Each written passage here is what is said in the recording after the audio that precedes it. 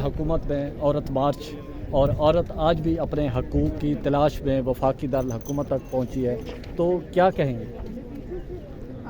क्या कहेंगे, मैं कहना चाहूँगी कि औरतों की हकूक़ जो हैं सरमायादारी निज़ाम और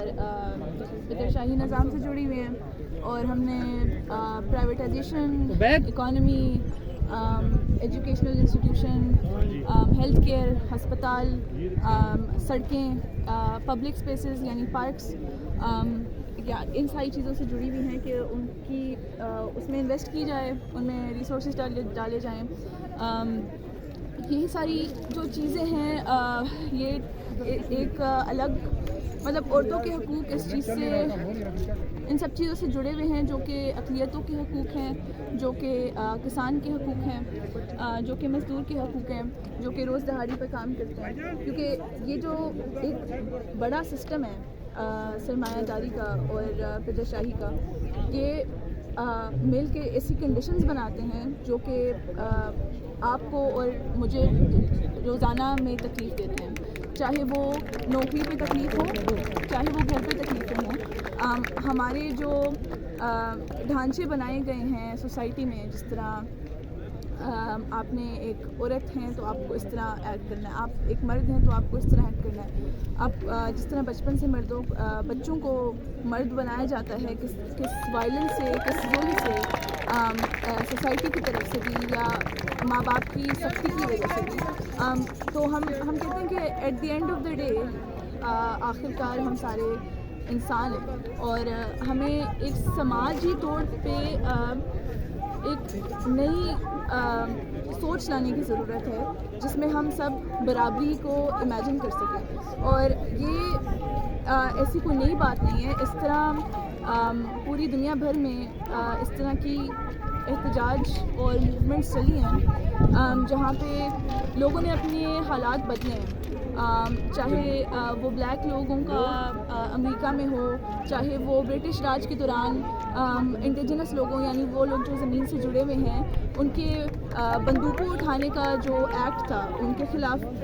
वो भी एक पूरी मूवमेंट थी। तो ये एहतजाज एक नया चीज़ नहीं है रेजिस्टेंस में। जहाँ पे भी ऑपरेशन होता है, जहाँ पे भी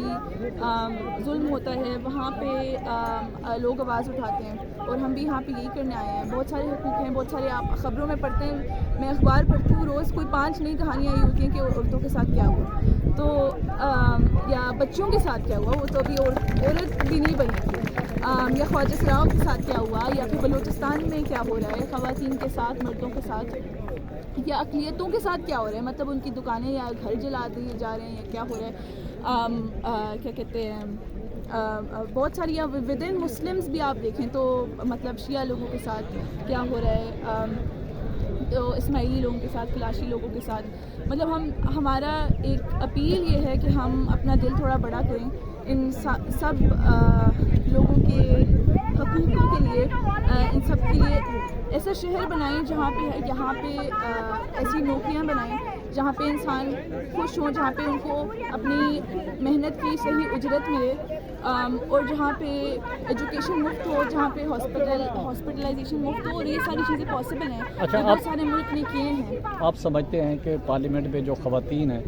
उन्होंने ख़वातीन के हकूक़ के लिए अपनी ज़िम्मेदारी जो है वो पूरी निभाई है?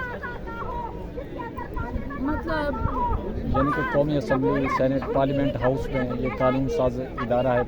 पाकिस्तान का सबसे बड़ा सुप्रीम इदारा है, और 25 करोड़ आवाम का निगहबान है। आप समझते हैं कि पार्लियामेंट में जो मौजूद ख़वातीन हैं, ख़वातीन की नुमाइंदगी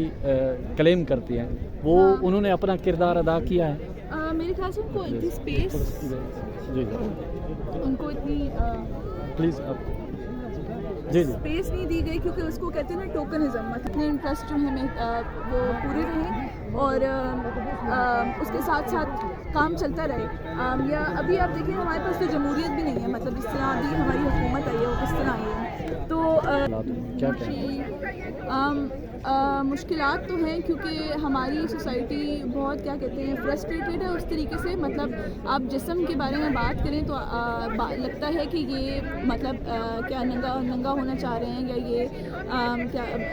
کام کرنا مطلب کس غلط کام کرنا چاہ رہے ہیں. بٹ دا تھنگ از کہ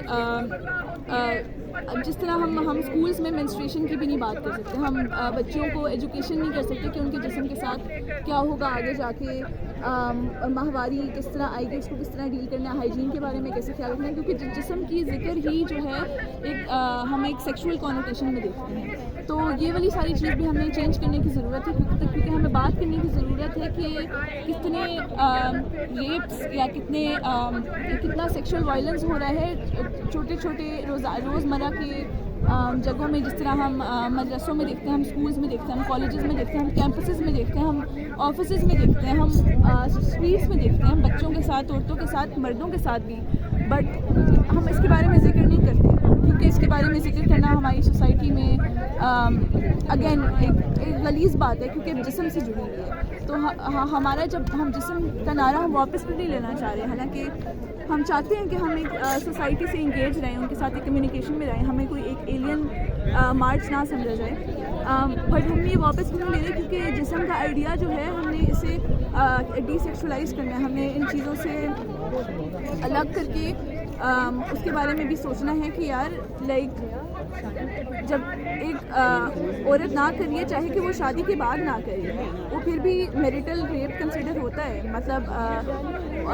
میرا جسم میری مرضی کی بہت ساری امپلیکیشنز ہیں, اور at the end of the day it's just کہ جو